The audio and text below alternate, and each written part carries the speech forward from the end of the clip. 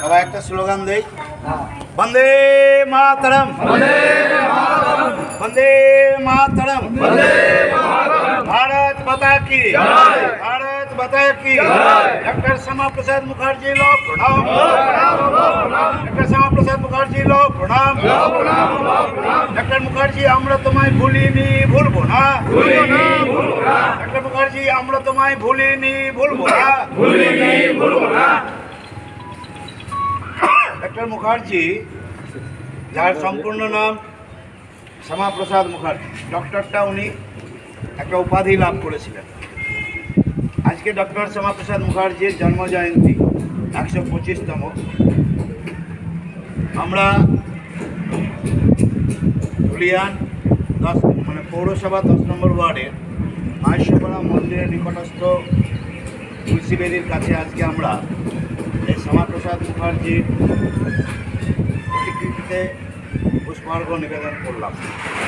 আমরা সবাই রাষ্ট্রবাদী যে সকল আমাদের কার্যকর্তারা রয়েছে সকলেই একত্রিতভাবে আজকে এই 6ই জুলাই আমরা পুষ্পার্ঘ্য নিবেদন করে তাকে শ্রদ্ধা জ্ঞাপন করলাম এবং তাকে মননে, স্মরণে, স্বপনে সবসময় যাকে আমরা স্মরণ করি, যাকে আমরা প্রাতঃস্মরণীয় বলি। যেরকম আমরা সকালবেলায় ঘুম থেকে উঠলে আমরা ইষ্টদেবতা অর্থাৎ ধরিত্রীকে আমরা প্রণাম করি, আমরা নিজেদের ইষ্টদেবতাকে প্রণাম করি। আজকে পশ্চিমবঙ্গ বাঙালিদের, বিশেষ করে হিন্দু বাঙালিদের কাছে এবং তথা ভারতবর্ষের রাষ্ট্রবাদী নেতাদের মধ্যে বরিষ্ঠ একজন কার্যকর্তা হলেন শ্যামা প্রসাদ মুখার্জি, যাকে আমরা সর্বদাই স্মরণ করি। ডক্টর শ্যামা প্রসাদ মুখার্জির ইতিবৃত্ত জানতে গেলে একটু পড়াশোনা করতে হবে। তো ডক্টর শ্যামা প্রসাদ মুখার্জি তার পিতামহ পশ্চিমবঙ্গের হুগলি জেলায় চিরাট বলাগড়ে প্রথম বসবাস স্থাপন করেছে। সেখানেই তার পিতামহ গঙ্গাপ্রসাদ মুখোপাধ্যায় জন্মগ্রহণ করেন এবং সেখান থেকে তাদের আদি বাড়ি, সেটা আমরা জানি। পরবর্তী ক্ষেত্রে তার পিতামহ যখন কলকাতায় আইনি পড়া ডক্টরি পড়তে এলেন, তখন থেকেই তারা কলকাতার ভবানীপুরে স্থায়ীভাবে বসবাস শুরু করলেন এবং সেখানে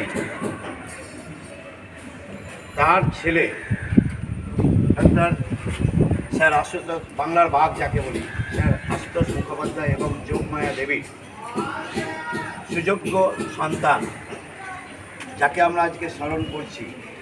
1901 সালে 6ই জুলাই তিনি এই পৃথিবীর আলো দেখেন এবং যেদিন থেকে আলো দেখেন এবং তারপরে শৈশবে তার যে লালন পালন হয়েছিল, বিশেষ করে যোগমায়া দেবী, তার মধ্যে রাষ্ট্রবাদী অনুপ্রেরণা এবং তাকে দেশমাতৃকাকে স্বাধীন করার বা স্বাধীনতা করতে হবে এই রকম যে মানসিকতা প্রসূত, তাকে একজন মর্যাদা পুরুষ হিসাবে গড়ে তুলেছিলেন।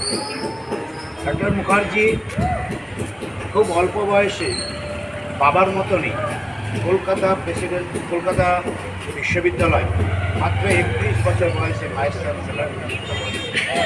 তিনি ওই প্রেসিডেন্সি কলেজ থেকেই ইংরেজিতে স্নাতক এবং ভারতীয় ভাষায় স্নাতকোত্তর উপাধি লাভ করে প্রথম স্থান অধিকার করে তারপরে সে আইনি পড়াই করতে যায়। আইনি পাস করে ব্যারিস্টার হন। ব্যারিস্টার হওয়ার পরে ভারতবর্ষে যখন উনি ফিরে আসেন, তখন তিনি ভারতবর্ষের যে পরিস্থিতি ছিল, ইংরেজদের যে ব্রিটিশদের শাসন ব্যবস্থা, তার বিরুদ্ধে তিনি প্রতিবাদ গড়ে তোলার একটা মানসিকতা তৈরি করেন। সেই সময় আরএসএস অর্থাৎ রাষ্ট্রীয় স্বয়ংসেবক সংঘের গুরুজি সদাশিবরাও গোলওয়ালকার তাকে ডেকে পাঠান এবং তাকে বলেন যে এই ভারতবর্ষকে পরাধীন শৃঙ্খল থেকে যদি মুক্ত করতে হয়, তাহলে একটা রাজনৈতিক প্ল্যাটফর্ম দরকার। আর সেই প্ল্যাটফর্মের মতানুসারে প্রথমে তিনি হিন্দু মহাসভা গঠন করেন। হিন্দু মহাসভা গঠন করার পর তখন নামটা হিন্দু থাকার জন্য সেইভাবে প্রচার লাভ করতে পারে। পরবর্তী ক্ষেত্রে উনি জনসংঘ নামে একটি রাজনৈতিক দল প্রতিষ্ঠা করেন এবং যারই আজকে পুনর্নাম বা পুনর্নবীকরণ, যেটা আজকে ভারতীয় জনতা পার্টি। জনসংঘে রাজনৈতিক দল গঠন করে সেই সময় তিনি নির্বাচন লড়াই করে ভারতবর্ষের যে সংসদ সেই সংসদে উপস্থিত হন 3 জন সদস্য নিয়ে এবং তৎকালীন গান্ধীজির পরামর্শে সেই সময় যে অন্তর্বর্তীকালীন সরকার ছিল নির্বাচন হয়নি নির্বাচন আগে সেই অন্তর্বর্তী সরকারে তিনি একজন ভারী শিল্পমন্ত্রী হিসাবে নিযুক্ত হন। দীর্ঘদিন মন্ত্রিত্ব করেন, কিন্তু হঠাৎ করে দেখা যায় যে লিয়াকত এবং নেহেরু চুক্তিকে নিয়ে নেহেরু বা কংগ্রেস সেই সময় এক পেশে মন্তব্য বা এক পেশে চিন্তাভাবনা ব্যক্ত করে। কারণ যে সময় ভারতবর্ষ স্বাধীন হয়েছিল 1947 সালে 15ই আগস্ট, তার আগে যখন আমরা দেখি যে ভারতবর্ষ মাউন্ট ব্যাটেন এইভাবে জাতিতন্ত্রের ভিত্তিতে ধর্মের ভিত্তিতে ভাগ করতে চলেছে, তখন তার তীব্র বিরোধিতা করে। তীব্র বিরোধিতা করলেও আমরা ভারত ভাগ আমরা স্থগিত করতে পারিনি। ভারতকে 2 ভাগে 2 অংশে পশ্চিম এবং পূর্ব দিকে 2টো ভাগ করা হয়, পশ্চিম পাকিস্তান এবং পূর্ব পাকিস্তান। এবং পূর্ব পাকিস্তান যখন ঘোষণা করা হয় তখন আমাদের যে এই যে পশ্চিম বাংলা যাকে আমরা বলছি, এটা চলে যায় বঙ্গদেশে। সে সময় ডক্টর শ্যামাপ্রসাদ মুখার্জি তীব্র প্রতিবাদ করেছিলেন এবং আন্দোলন করেন এবং তৎকালীন যে মন্ত্রিসভা ছিল সেই মন্ত্রিসভাতে ভোটাভুটি হয়। ভোটাভুটিতে পশ্চিমবঙ্গ হিন্দু হোমল্যান্ড হিসাবে যাতে ভারতবর্ষের অন্তর্ভুক্তি থাকে তার পক্ষে 58 জন ভোট করেছে এবং বিপক্ষে গেছিল 21 জন। বাধ্য হয়ে সেই সময় পশ্চিমবঙ্গকে বাংলা থেকে বিচ্ছিন্ন করে নতুন রাষ্ট্র গঠন হয়, যার নাম হচ্ছে পশ্চিমবঙ্গ। আপনারা জানেন যে মালদা মুর্শিদাবাদ একটা সময়ে 18 তারিখ অবধি এই ধুলিয়ানের বুকেও রাজবাড়িতেও পাকিস্তানি পতাকা উড়েছিল। আমরা 15ই আগস্ট আমরা স্বাধীনতা পাইনি, আমরা পেয়েছিলাম 18ই আগস্টের পর। এগুলো মনে রাখার দিন এবং যে লোকটা তার অদম্য সাহস দিয়ে এবং নির্ভীক চিন্তাভাবনায় মানুষকে সঙ্গে নিয়ে হিন্দু হোমল্যান্ডের জন্য আজকে যে লড়াই করেছিলেন, সে লড়াই কিন্তু আজকে বৃথা হয়নি। আজকে যদি আমরা ভাবি যে আজকে পূর্ববঙ্গে বাংলাদেশে হিন্দুদের অবস্থা দেখুন, আজকে যদি এটাও সেই জায়গায় যেত তাহলে আমরাও কিন্তু আজকে ওখানে নিরাপত্তাহীন অবস্থায় আজকে হিন্দুরা বসে বসে মার খেত এবং উন্নত মা বোনেদের সম্মান নষ্ট হতো। আজকে আমাদের সৌভাগ্য যে একজন এরকম আমরা ভারতের মহান নায়কের আদর্শে প্রেরিত হয়েছি এবং আজকে সেই রাষ্ট্রবাদী চিন্তাভাবনা নিয়ে এগিয়ে চলেছি।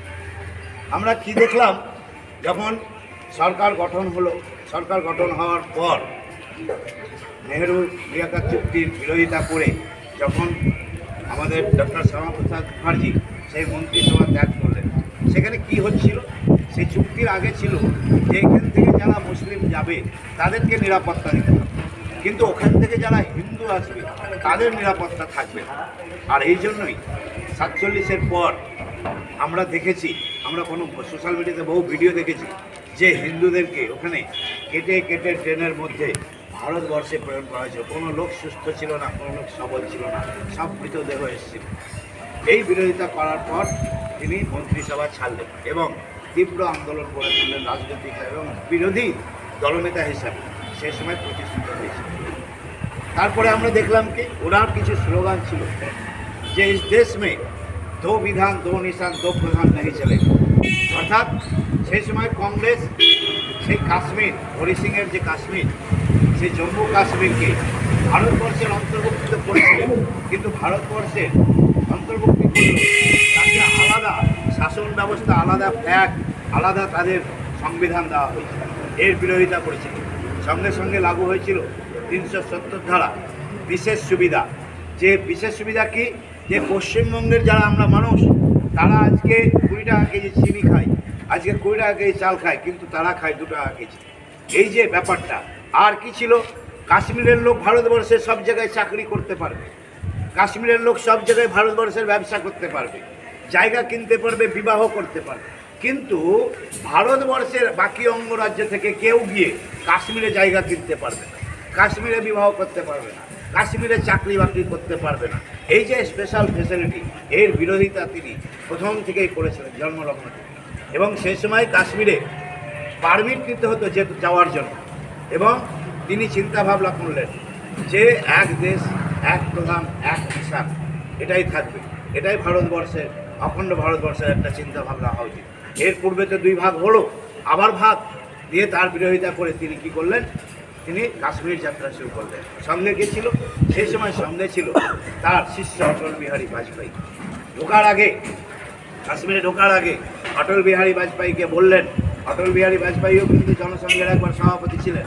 অটল বিহারী বাজপেয়ীকে বললেন যে অটল, তুমি যাও, দেশে গিয়ে প্রচার করো, যে মানুষকে জাগরণ করো যে এই দেশে যে সরকার যে চলছে এবং একমাত্র হিন্দু বিরোধী সরকার, এই সরকার কেবলমাত্র মুসলিমদের তোষণকারী সরকার, হিন্দু বিদ্বেষী সরকার, এই সরকারের বিরুদ্ধে প্রতিবাদ করে তুললেন। অটলজি সেখান থেকে ফিরে এলেন, আর উনি যখন কাশ্মীরে ঢুকলেন সেই সময় সেই আলাদা সরকার, যেটা বললাম যে এক দো নিশান দো বিধান যেরকম প্রচলন ছিল, সেইখানকার শেখ আবদুল্লাহ সরকার তাকে গ্রেপ্তার করে এমন একটা জায়গায় অত সম্মানীয়, অত চিন্তা এত বৃহৎ মহান বুদ্ধিজীবী এবং শিক্ষিত ব্যক্তিকে একটা কাল পুত্রী স্যাঁতস্যাঁতে ঘরের মধ্যে তাকে রাখা হয়। অন্ধকার, আমরা যেগুলো সিনেমায় দেখতে পাই যে একটা ঘরে লাইট নেই, আলো নাই, এরকম ঘরে তাকে ভর্তি করা হয়। আর আমরা তথাকথিত আমরা যেটা জেনেছি বিভিন্ন পুস্তক থেকে, তাকে স্লো পয়জন করে, যাতে ও ভারতবর্ষের মূল ভূখণ্ডে আর না ফিরতে পারে, সেই সময় তাকে স্লো পয়জন করে হত্যা করা হয়েছিল। এটা কংগ্রেসের বিরাট একটা ষড়যন্ত্র।